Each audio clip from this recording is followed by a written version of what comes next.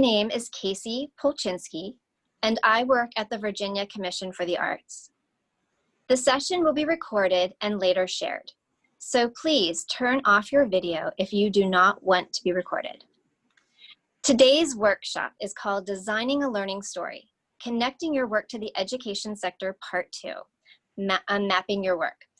We will be led by Dr. Lisa Donovan. It is such a delight to bring Lisa here to the Mid-Atlantic Teaching Arts Retreat. The Virginia Commission for the Arts has an ongoing relationship with Virginia, and she's presented here in Virginia several times. I just want to give a little shout out that she has a book coming out, Teacher as Curator, this October. So I'm going to now, if you want to read more about Lisa's bio, you could refer to the Mid-Atlantic Teaching Arts Retreat website. I'll now turn things over to our producer, Susan Zoll, for a brief review of some technical housekeeping items. Thanks, Casey. On the next slide, I want to show you, if you are looking for the sign language interpreter and would like to pin her video, look for interpreter Jennie in your video list, and then you will point your cursor at the top right corner of her video. Look for the 3 dots. Click on that for a drop-down menu, and then you can click on Pin Video.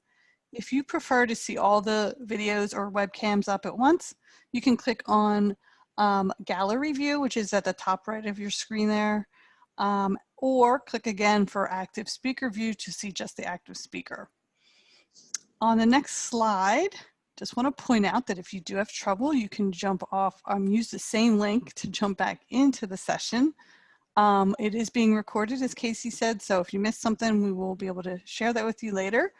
And if you need assistance, we're going to put my cell phone number up on the screen here. You can give me a call there if you get bumped out, can't get back in. I also just sent it out in chat as well, if you want to jot my number down there. I want to point out a couple things on your toolbar. If you point your cursor at the bottom of your screen, your controls should pop out. On the far right, you can see chat, a little foggy there, but it says chat. Click on that.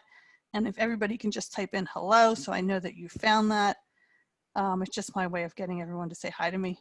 Oh, thanks, Janice. And to the left, there are participants. You can click on participants. Hello and thank you as well. To pop out that panel. And on the next slide, I'm going to show you one thing you can do. You can hover over your name, click on more. If you'd like to rename yourself, you can go ahead and do that now. If you prefer to add your pronouns, you can do that as well. And then one more thing while you're on that participant panel, on the next slide I'm going to show you. There are some icons at the bottom, so it'll look a little different than this, but the icons are the same. There's a hand raise, so if you see a blue hand, you can go ahead and raise your hand there. Green check or red X. So feel free to use them. Thank you. I see some hands going up. And with that, I want to pass it back to Casey. Thanks, everyone. Thank you, Susan. Please welcome Dr. Lisa Donovan and her colleague in this work, Rob McAdams, and let's begin. That's great. Thanks so much. So welcome, everyone, or welcome back. This is part 2, and we've designed this as a standalone piece as well. So if you missed the earlier session, not to worry. I'll refer to a couple things from the earlier session, but this is a standalone piece. What I'd love to hear is, I would just love you to give me a green check if you were, or to raise your hand, either one, if you were in the earlier session with Rob.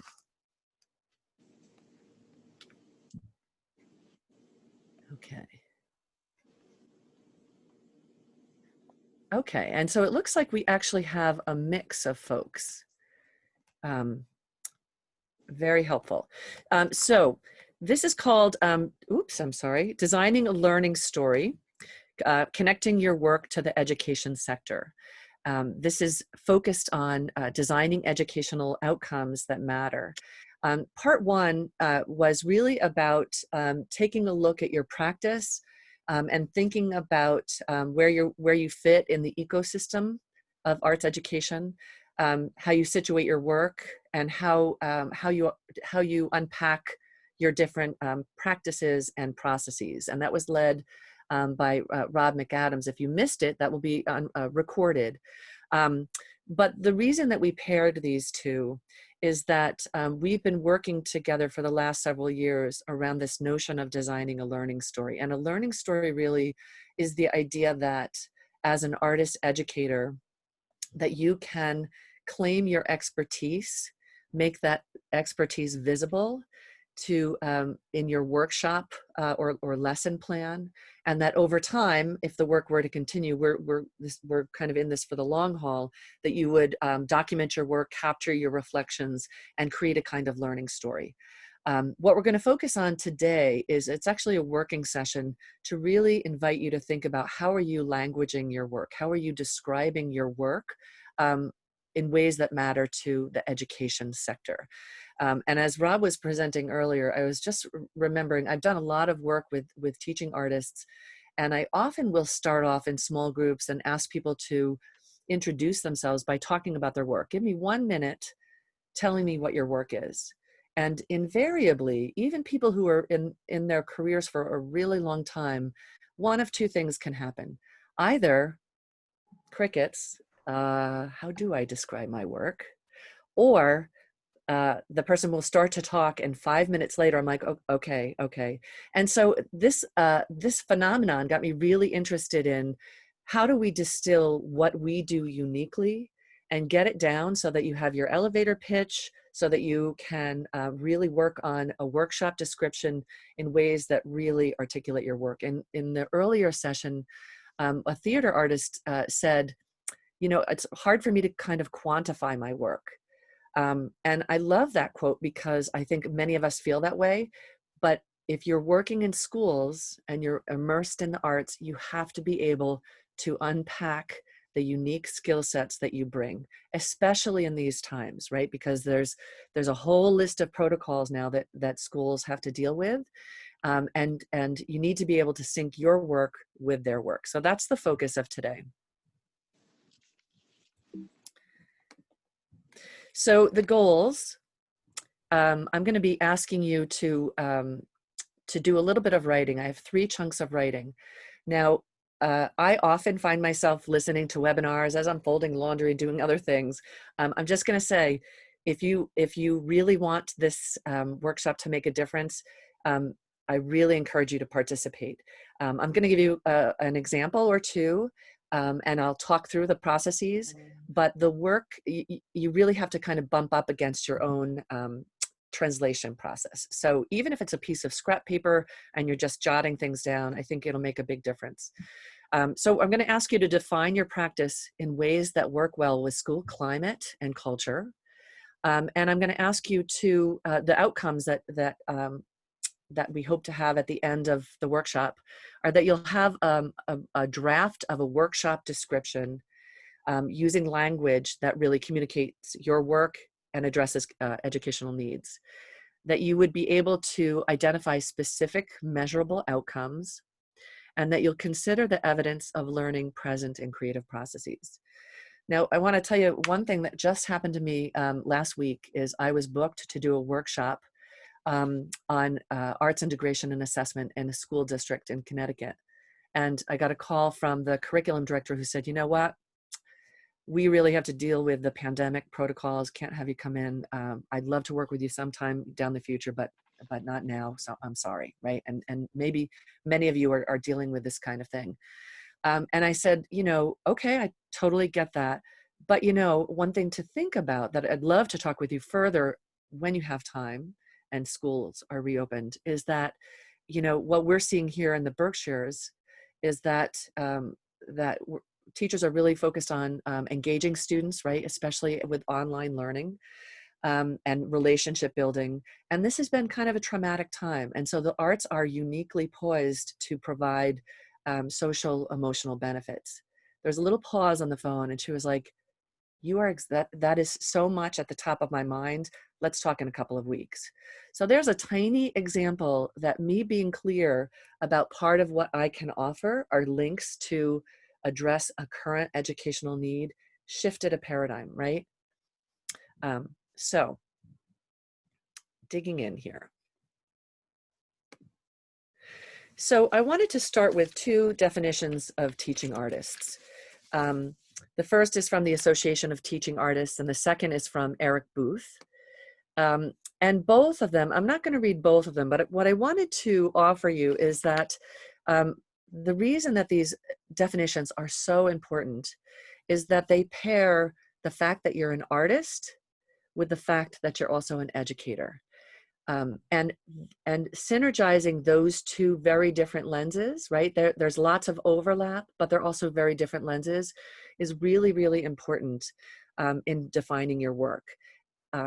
A lot of work that's happened for teaching artists in the last 10 years has been about creating a field. And what do you need for a field? You need definitions. You need professional development. And that's what we're doing right here, right? So powerful. You need documentation of your work. You need research. All of those things are happening to build the field of teaching artistry. And so the thing that I would foreground today is the unique features of your work. If you can take a little time today to step back and think about, how am I communicating my artist self in ways that resonates with educators? Okay.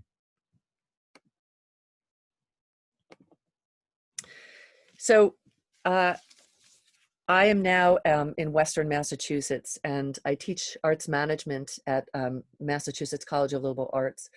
But I also am a co-founder for the BrainWorks program, which is the Berkshire Regional Arts Integration Network. And before that, I was at Lesley University, and I created an annual conference for teaching artists called Cultivating the Field.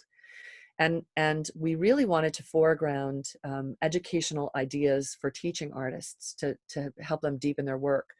And when we started out in year one, we were talking about assessment. And artists after artists would say, well, that's not really my job, right? And 5 years later, they were really kind of banging down the door to say, we really need much more in terms of how to assess our work, and how do we language our work in ways that matter in educational sectors.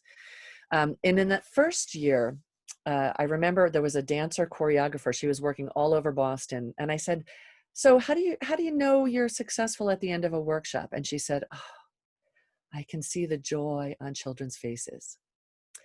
And I thought, okay, I get that, because I'm an artist too. And if you're immersed in the arts, totally understandable.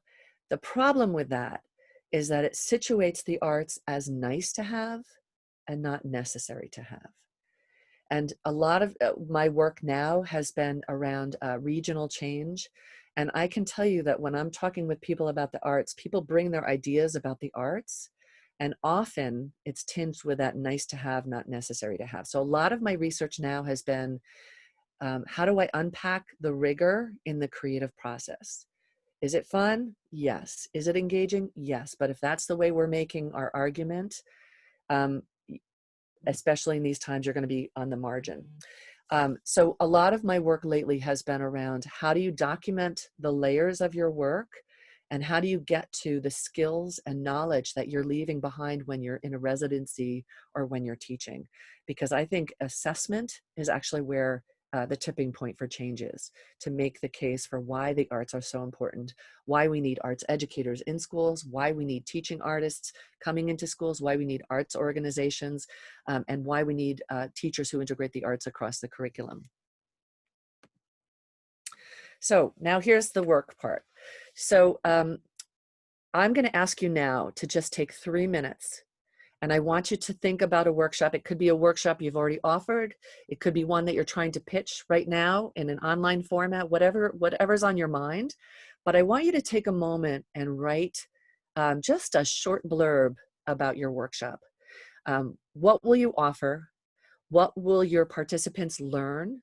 And what kinds of work, oh, I have to move my little screen so I can read this, will be included. And then when you get done with that, I want you to add a blurb for a title. Just add a title. Before I have you do that, what might be going through your mind is, you know what, I've been a teaching artist for a really long time. I have this down.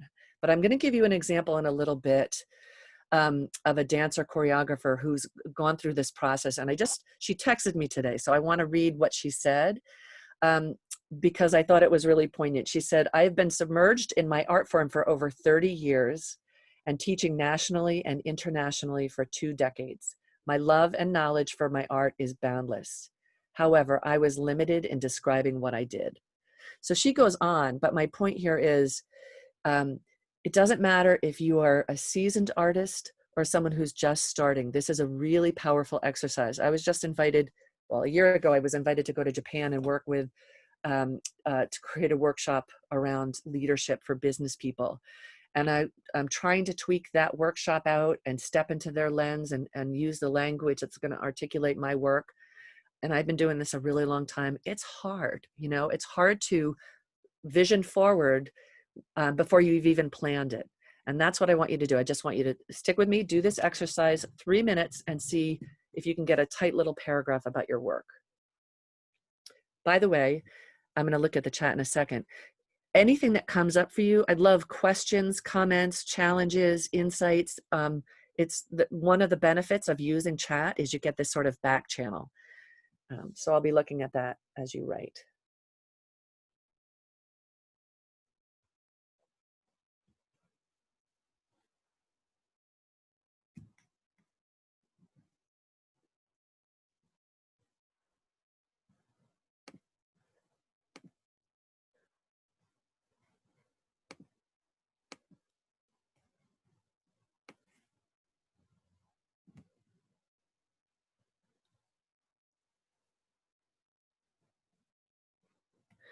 So this is interesting. I'm just going to jump in.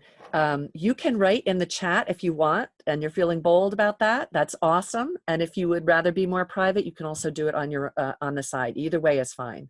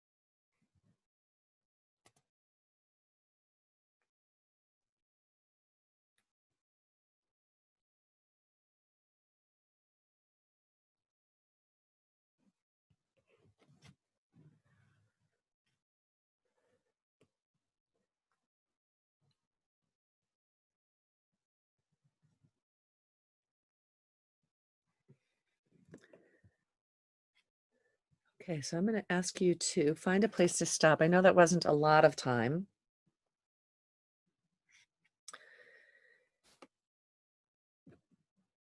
And I'm going to have you do another chunk of writing, and then I'm going to ask you for what's coming up as you do this. I want you to imagine that that I'm a principal of a school that you really want to work with, and we've met on an elevator, and you've told me a little bit about your work, and I've invited you to send me a workshop description. And as part of that workshop description, I've asked you to include your deliverable outcomes, right? So the next piece of writing is going to be giving me 2 or 3 clear outcomes. And so what do I mean by outcomes? What will participants know and be able to do as a result of attending your workshop or your residency? These are should be specific, and they should be able to be documented. So what we're really looking for is evidence of learning, which is really big in schools, right? Everything that a teacher does is anchored to what students will know and be able to do. So if you look at the top here, the SWIBOT, I used to get these on lesson plans. I'd be like, what is that? And it's a shorthand form of students will be able to. So if you go back to your description, and if you have a lot of big ideas like expression, engagement, things like that, those are a little bit mushy, right? And so that's not going to get my attention as an administrator or an educator.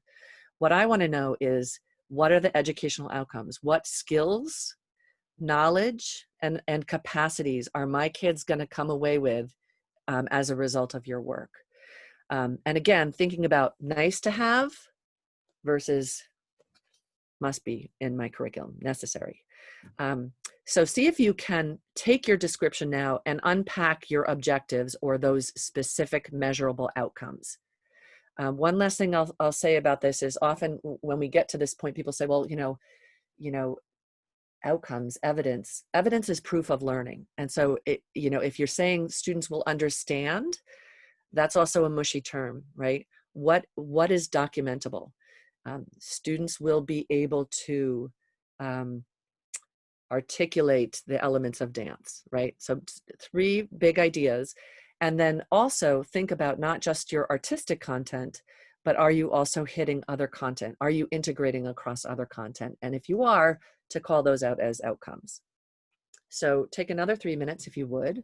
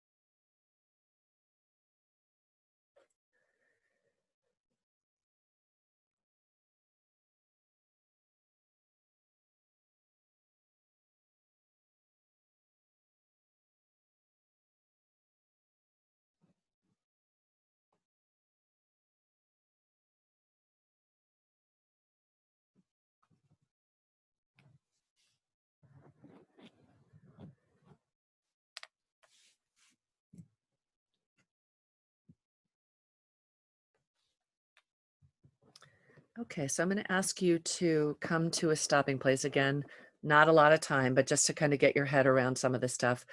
Um, I see some good stuff happening in the chat with sharing, and Ellen has asked, is it best to discuss more specific skills rather than life skill outcomes such as teamwork, decision-making, etc.? I think I want to come back to that at the end, but you'll see in the example I'm going to give you that one of the things I'm promoting is to really think about connecting with the standards. Now, I know many teaching artists are not necessarily comfortable working with standards or haven't had access to them, but that's the language. If you're trying to translate your artistic work into concrete documentable skills, that is the language of education. And so it's actually pretty straightforward. I'm going to give you an example of that. Some of the other skills that people tend to lean towards when those of us in the arts, I often see people talking about creativity, collaboration, right? Communication, and the creativity and collaboration, those are thought of as soft skills. Now, I don't agree with that. Because those are the skills that business leaders are looking for. And there was just a 2019 report on from Adobe about the need for creative problem solving. But you need to meet schools where they are, and the standards are their North Stars. And the standards are actually incredibly helpful. So I'm going to give you an example of that in a little bit. Okay, so I'd also love to hear in the chat how that process was. What came up for you? Was it easy? Was it hard?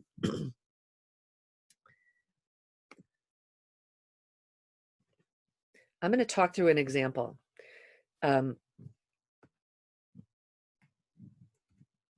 Okay, so this is a dancer choreographer,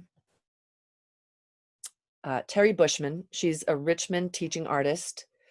And I started to work with her through Rob McAdams' program, the Partners in the Arts.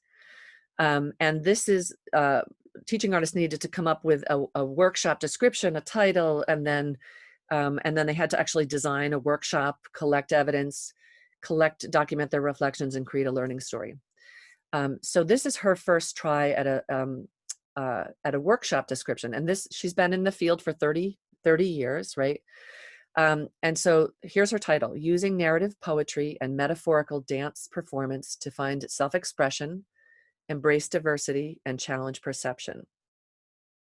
This workshop combines narrative poetry and dance performance. Participants are invited to write their own narrative I am from poem using vivid descriptions with figurative language and with the purpose of a deeper exploration of a personal topic. Participants will utilize higher level thinking as they analyze, improvise, and choreograph creative movement phrases. Much analysis and critical thinking skills will be used as participants metaphorically explore their vivid narrative poems through different elements of dance, space, shape, time, rhythm, energy in order to communicate their abstract choreographic intent. This workshop will culminate, I'm gonna move this little screen thing here so I can read the rest, in a narrative dance performance for participants and the community in an attempt to embrace self-expression and perception. So that, as an artist, this totally speaks to me. As an educational administrator, I'm gonna give you my critiques of this. The title and the description, it's everything in the kitchen sink. If I had to tell someone else, like, what are my kids gonna get from this?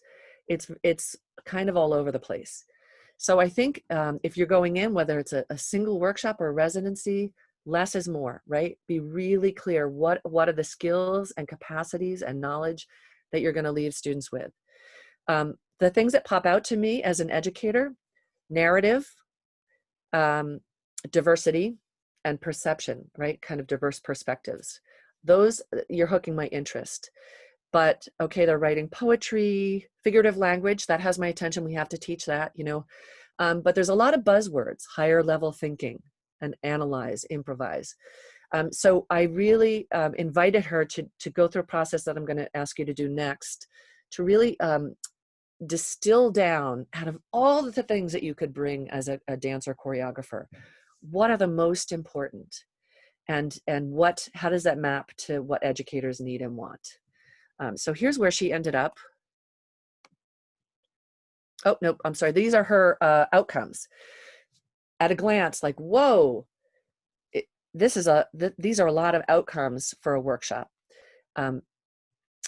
Be introduced to published I Am From poem and discuss how language can create vivid descriptions. Be introduced to different elements of dance. Collaborate and discover how elements of dance can be used to convey figurative language, etc. So I think this is a lot, and it's again kind of all over the map. Okay, they're going to work with poems, they're going to dance.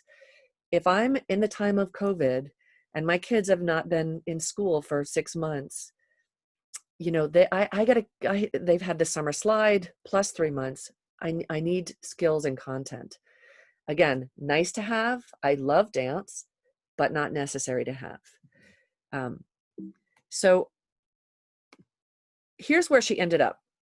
And what there's more work that she's been doing since, but this is a snapshot, and I think it kind of makes the case.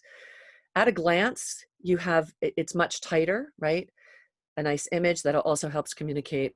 And the title communicates something a little bit more cleanly, the area of focus. Embracing diversity and multiple perceptions through poetry and dance.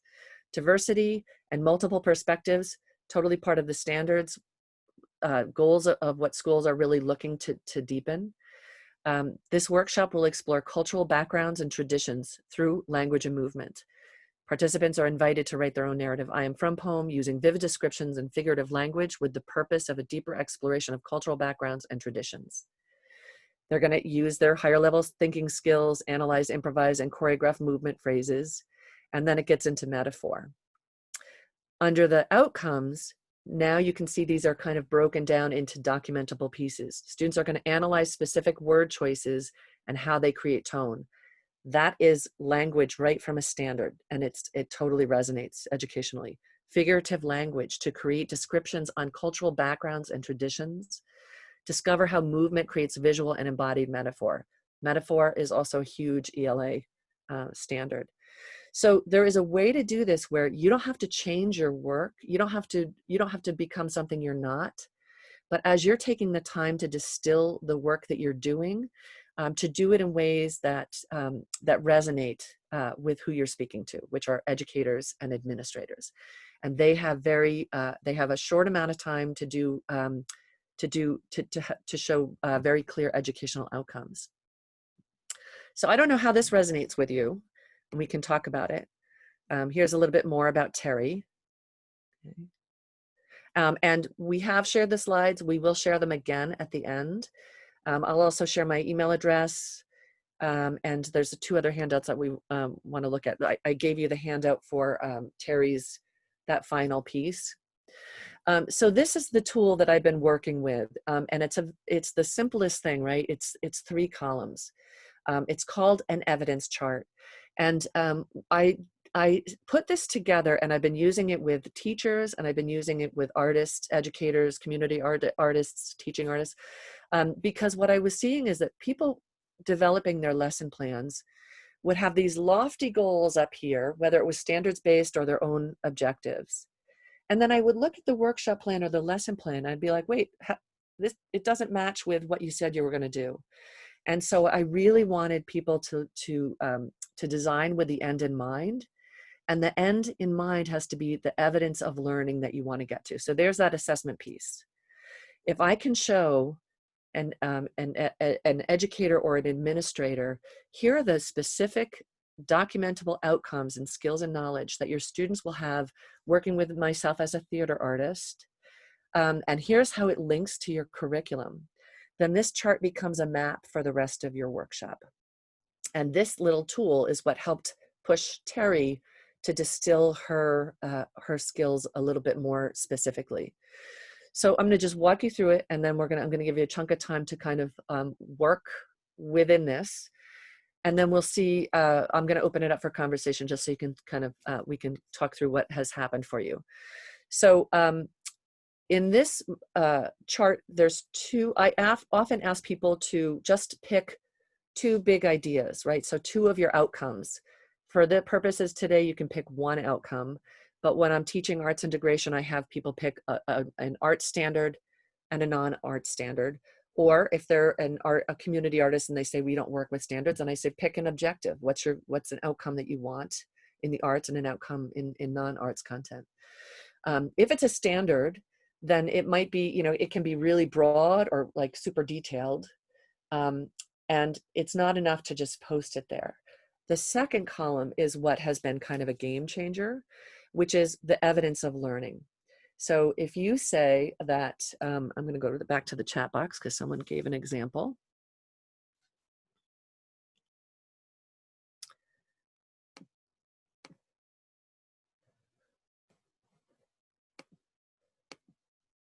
Okay.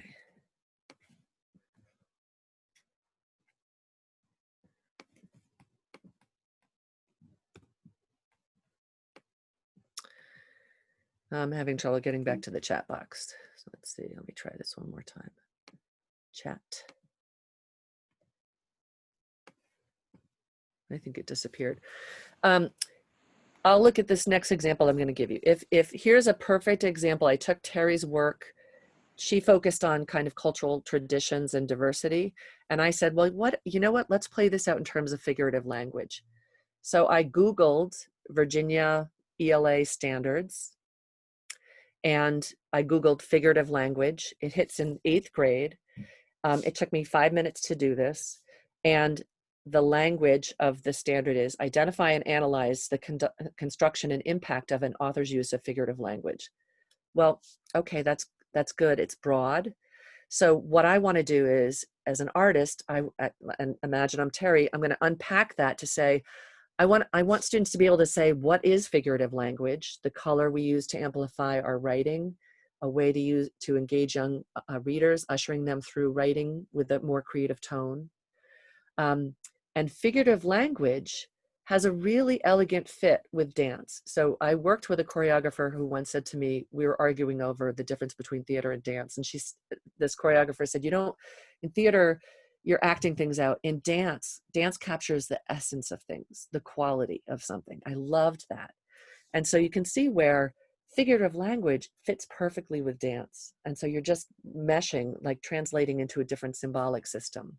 That's what I want to communicate. So in dance, the standard that I selected was implement movement from a variety of stimuli. I love that because stimuli could be their I am from poem, right?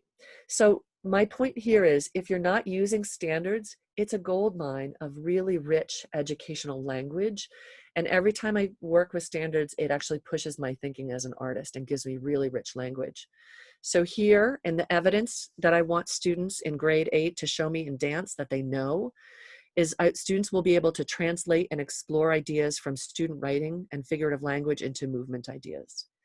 Students will be able to link movement ideas into a movement phrase, and students will be able to use the elements of dance to discuss artistic choices. There's a lot happening in having these pieces of evidence as outcomes. I'm showing that the art form has a rich history and vocabulary of its own and techniques of its own. I'm foregrounding those. I'm showing how they would match with figurative language. And I can now make the case that one of the things that our students need to be able to do is to translate ideas across symbol systems. That's part of the skill set. That specificity is more powerful than saying students will collaborate.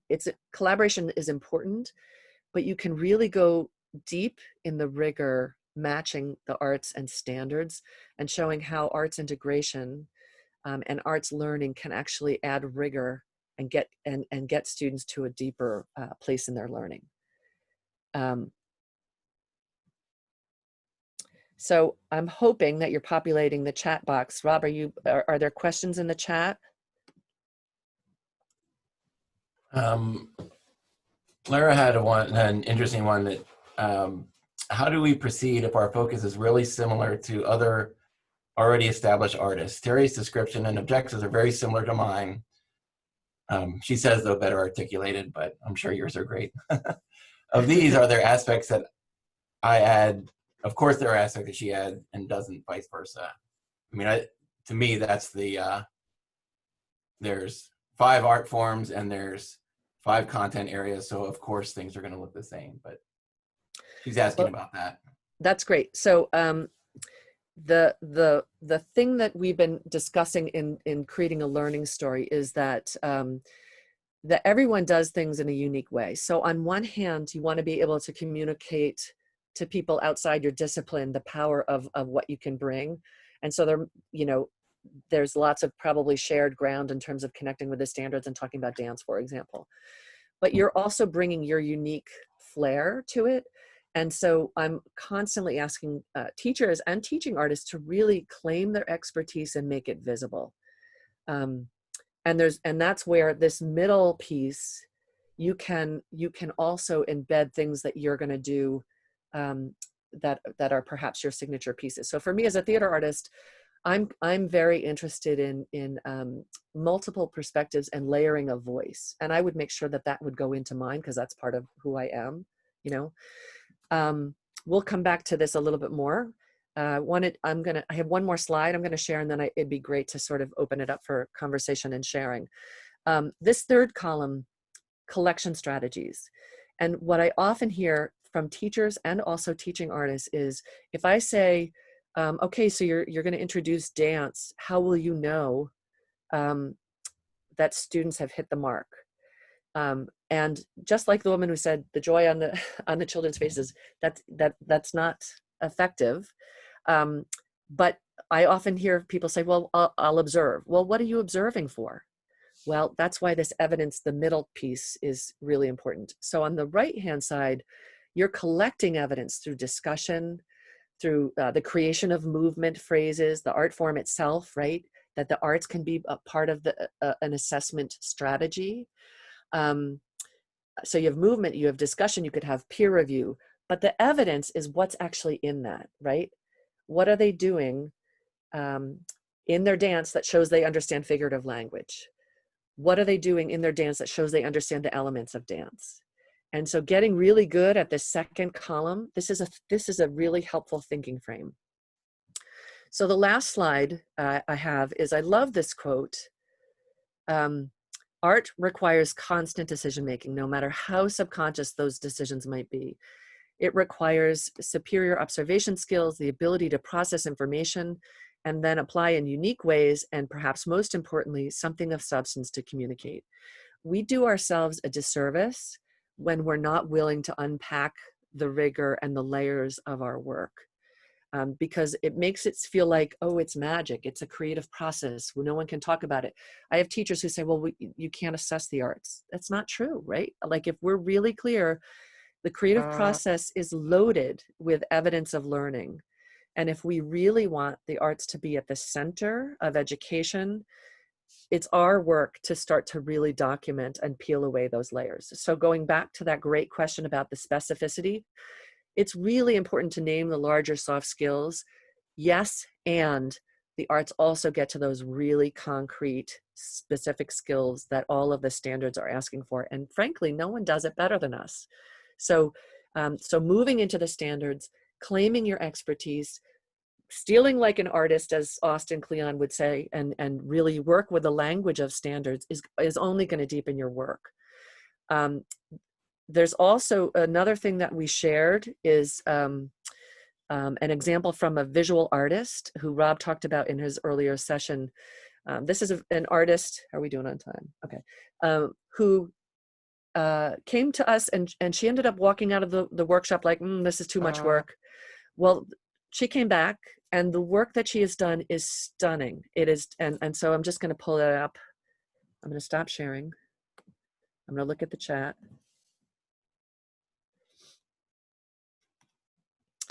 And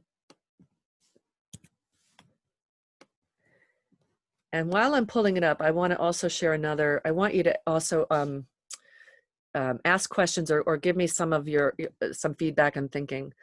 I get a lot of pushback with this because people are like, oh, you know, it's really hard, or it, you know, like, it's just, you know, it's kind of out of my comfort zone to work with standards, etc.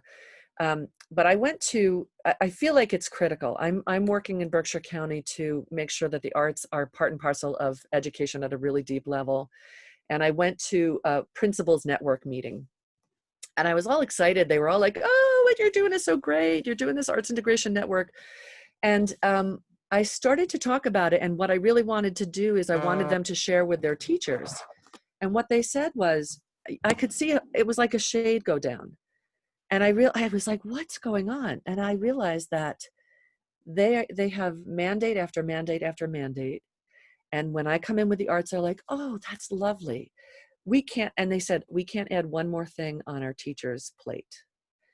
And so now I'm on this mission, and it's if I lead with assessment, if I lead with deep learning, now, I can bring forward evidence that's meeting their goals. It's a whole different conversation. Sorry, that was a little rant, but so here, I'm gonna share this one more time with Aijung. I hope this is the right one. Can you see this, observing with your sketchbook? Yeah, okay. So partly what you see, it's richly detailed. She's using some of Rob's tools. So if you were in that, whether or not you were in that earlier session, you should go and check out his tools, and we can maybe share, Susan Z, if we could share his earlier handout too.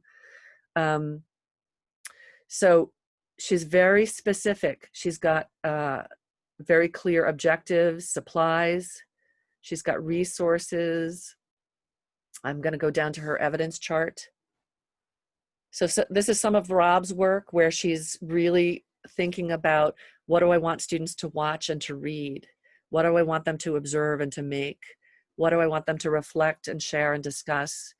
And what's awesome about this is, I said to her, she should publish this, right?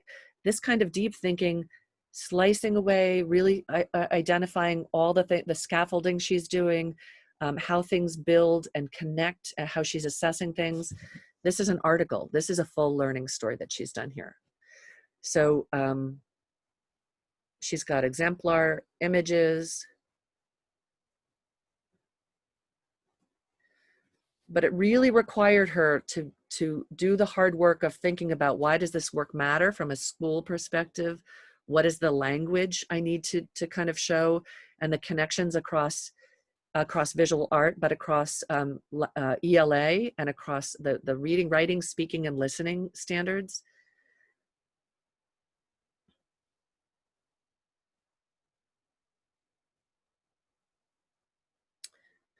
She's done the hard work. Another piece of our work is once you figure out what evidence you're looking for and your outcomes, designing your assessment as part of it. So if you're going to have a discussion, what are you going to ask the students that show that they understand visual art, or that they understand about the other content that's being integrated, and really designing the questions in advance.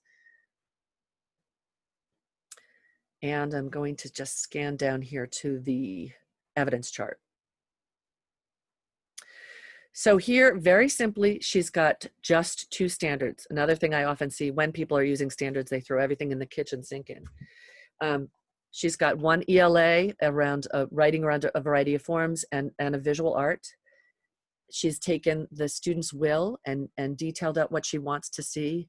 She has a whole range of collection strategies, which, if I were talking to an administrator, I would make the case that she's using an approach of universal design for learning, which means basically that you're giving students many, many ways as diverse learners to engage deeply with content, to receive that the teachers are using different ways to teach with Aijung's work, and that there's many ways for students to demonstrate their understanding. This is the biggest argument for the arts that I can think of, that it really does meet the needs of students who learn in different ways and deserve to be able to show their understanding in different ways. So I think it is work. It's very doable. I hope you'll think about this as a tool, as a thinking tool. I hope if you haven't dug into the standards, I hope you will. The National Core Art Standards are a treasure trove of really rich language that is meshed with education beautifully. And now I'm going to open it up to questions. We have about 10 minutes.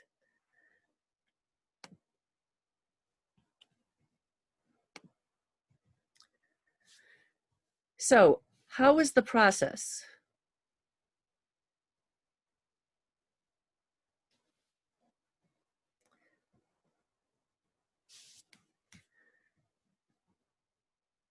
Did anyone work on something that they'd want to share and kind of talk through as an exemplar?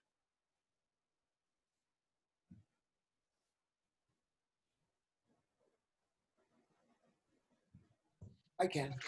Okay, great. I wrote it down here somewhere. Oh, there it is. Yeah, I'm doing an illustration class. Mm-hmm. I wrote, this class will show students that many artists create works that reflect and critique the world around them. The art will show that they can have a message and make a profound impact on popular culture. And then I wrote that the works the students will analyze works of individual artists, and they will have discussions and opinions about how each piece will reflect an artist's statement of what their art might be. And then I said that our class will add voice to art. Our students will learn how to add a voice to their art and reflect something dealing with the political and social climate of their time. Their final artwork will be an illustration for a magazine cover. You're hired. Thank you. So a couple things I just want to point out, and thank you for sharing. And do you link with standards right now with your work? I do. Okay, I great. do. That's my broad statement. If I were to do what it is that we're doing right here, I would slot in the various standards that have to go where they need to go. Okay, because I can tell. Okay, because you have great language that reads to an educational audience, right? There are great standards around, then you're doing this, so this is kind of for everybody, but great standards around linking to or reflecting the larger culture and kind of social, what's going on in the world. We also know right now that that's critically important. The reflection piece and critiquing piece, also really important. And in that chart, one thing I'm really pushing people to do is to say, if you're using kind of a big idea like critique, what are you looking for in the critique? So a lot of people will say, oh, I'm going to have kids, students will do a peer review. How will you guide them in the peer review? What are you looking? What are the criteria that they're looking for? You talked about that they would share out, and so there's so many there's so many great connections in terms of reading, writing, speaking, and listening, that it's not enough just to do the work, that communication piece is really big. So unpacking communication. But I thought that was great language. The other thing you talked about was exemplars. And today, with everything that's happening in the world, now more than ever, we have an opportunity to really think about cultural competence and our students seeing themselves reflected in the work. And so another area of big discussion is, who are the artists that you're bringing in and representing? Are you showing diverse voices and modeling? And that's one place where teaching artists can really help, because it takes a lot of time and effort to kind of to be kind of scanning the field for different voices and diverse voices. And if that's part of, you could actually put that in, students will explore a diverse range of artistic exemplars. That's great. Who else? This is great to hear from you guys. Excellent. We have 6 minutes. I'd love to hear one more example. Okay, I have one. Great. This is one for building visual language. So this workshop will teach students to create their own visual language through the use of personal and cultural symbols, combining observation, research, experimentation, and constructive peer critique. Students will create visual poetry using literary elements as well as design principles. We will focus on the process of art making. So not only on how to make art, but why we make art. So specifically what I want to focus on here is having the students take ownership of their own imagery, because right now we're dealing with the fact that we've got kids dealing with kids and adults dealing with a world that's showing them their own version of who they are. Yes. So without even opening their mouth, somebody's already figured you out and put you in a box, and that could mean your life. So if you have agency through the creative process to tell your own story, create your own language, and decide for yourself who you are, and then become the protagonist of your story, and then share that with the world, then it gives you the power, and confidence that you need to step out. First of all, you step out through the creative process as an artist, and then of course the brain has memorized that process. You'll do it again in other areas of life. Awesome.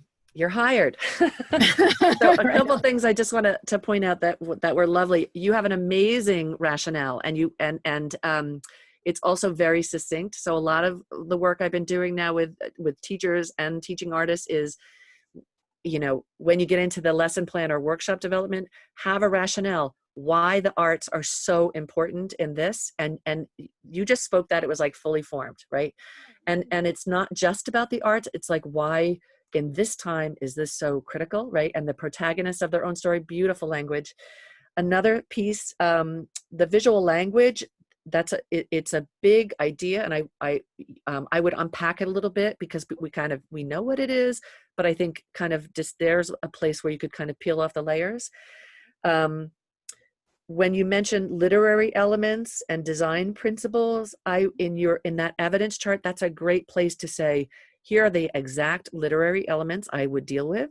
Here are the exact design elements I would deal with. Again, kind of that equal rigor of art and ELA, that both have vocabulary and disciplines, and then you mentioned symbolism.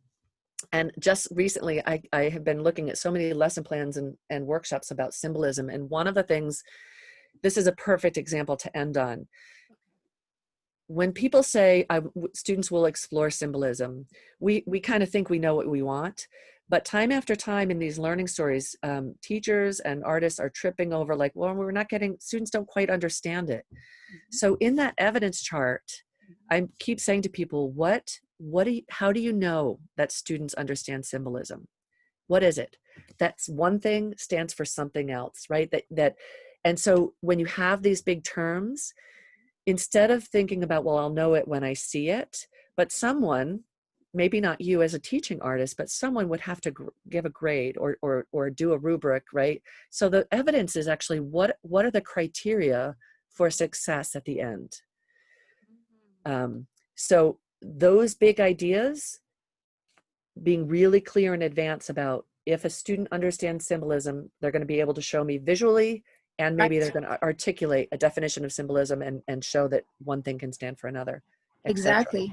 I was thinking of using the peer critique group as an opportunity for that, so that, as a person who's critiquing work, you have to, number one, you have to say what functions well. And then number two, the thing that doesn't function, you have to make it very clear to us. What is it exactly about the symbolism piece, for example, that you see in your fellow artist work that's not making the connection? So if you, first of all, you have to show me that you understand what symbolism means, that something has to stand for something. And so that the artist's vision, because we're going to go through that in the beginning, what is the vision of your work? Everything has to align to the vision. So if we understand as a group the vision of the artist's work, the symbol has to be very, very clear to that vision. It has to align and function properly, so that we know it can't be mushy, or, because it could be anything. So they have to be able to explain exactly, why did you use this? Why did you use this color? Why did you use this shape? In your research, can you show me why this particular shape is important to what you're saying, to dissect it? That's great. That's And what I that was is thinking. actually, that's a great way to end on this, because as artists, assessment is built into us. It's baked into us, right? And so getting your ideas up here and what you're looking for on paper and communicating that, that's the magic mix. And it's really about claiming your expertise and making it visible. So I hope that you'll take a look at the materials from both part 1 and part 2. I know there's going to be a little wrap-up moment in a second with Casey, but what I would love for you to do before you leave today is just to give one little, something that's on your mind as you leave this workshop. It's very helpful for us to hear. A takeaway, a question, a challenge, a next step for yourself. And that would be a wonderful way to have closure. We can, I think Susan Z is going to share the materials one more time.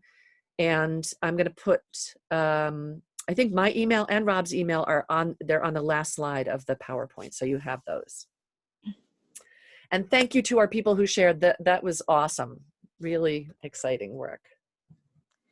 Thank you, Lisa. It's always a delight to participate in your workshops. So thank you for sharing your passion for the field of teaching artistry. Thank you so much for attending today's Mid-Atlantic Teaching Artists Virtual Retreat. Recordings of all the workshops will be available on NASA's YouTube channel within the week. Look to the chat to see a link for our Facebook group, and please join us there to offer your reflections on today's presentation. Also, watch your email inbox for a brief survey every Friday of the retreat to let us know what you think.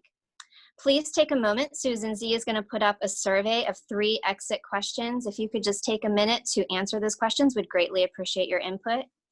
We hope that you will join us for your state debrief hosted individually by your state arts agency tomorrow, Thursday, from 2:30 to 3:30 in the afternoon. Thank you for participating, and goodbye.